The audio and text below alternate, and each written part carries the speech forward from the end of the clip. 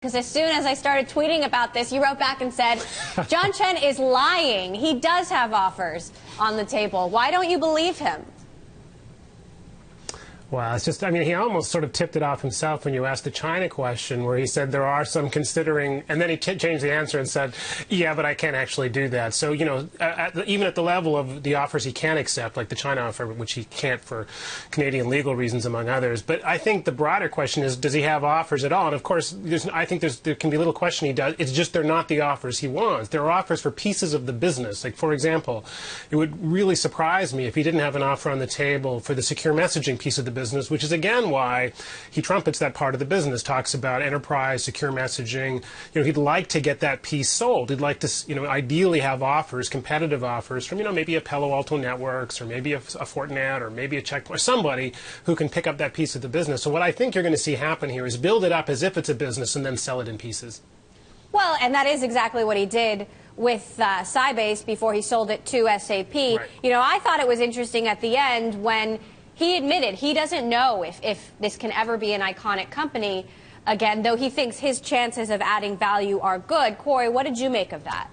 Well, you know, there is a business there. I mean, for all the people who abandoned BlackBerries, they may be wondering what the heck's left. But if you look at the unit sales of BlackBerries, I mean, it's still the biggest part of their business, and they're still selling tons of them. I mean, they sold 13 million last year. Now, that's a lot less than what they were selling in their heyday. Partially, some of that self-inflicted retrenchment. That is, they've looked at the number of units that they sell, and they've said, we're not going to sell the super low-end phones because we're not gaining the market share benefits are not accruing to the company. But again, if you look over what's happened over the last 6 years or so, you can see that precipitous fall in the number of hardware sales, and yet hardware is still 51% of the revenues for this company. So selling the stuff is the principal thing that brings dollars in the door. The question is, how much are they willing to break that up, and what's left? Do you just toss it out the window with the company once you sell it?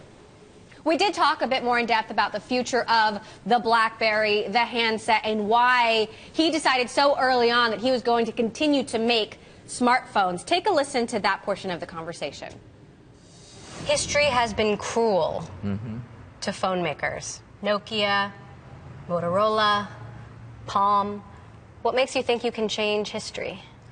Well, by not following the same play. And I think if you look at what we're trying to do right now, we're trying to broaden ourselves way beyond just a device, just a phone.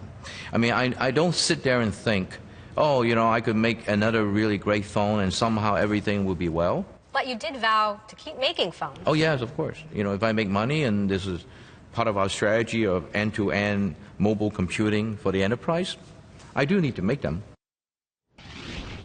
He did say if he stops making money on phones, he'll stop making phones. But, Paul, what do you make of that? He insisted that smartphones are still an entry point for them into the enterprise.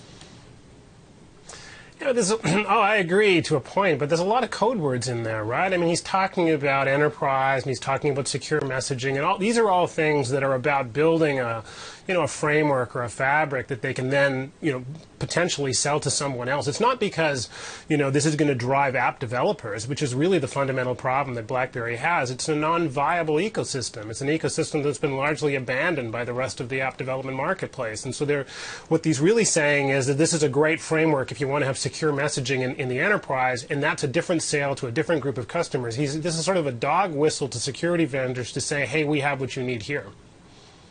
Cory, what's your take, especially given the recent partnership between Apple and IBM? Yeah, I mean, so that's the kind of thing that can do significant, rapid damage to BlackBerry. If IBM was only able to provide BlackBerries to their customers until the day that they signed that agreement with Apple, suddenly there's a competition there within the sales channel that was IBM's. And so you start to look at the pieces of the business that stop making sense really fast. Hardware clearly is that one.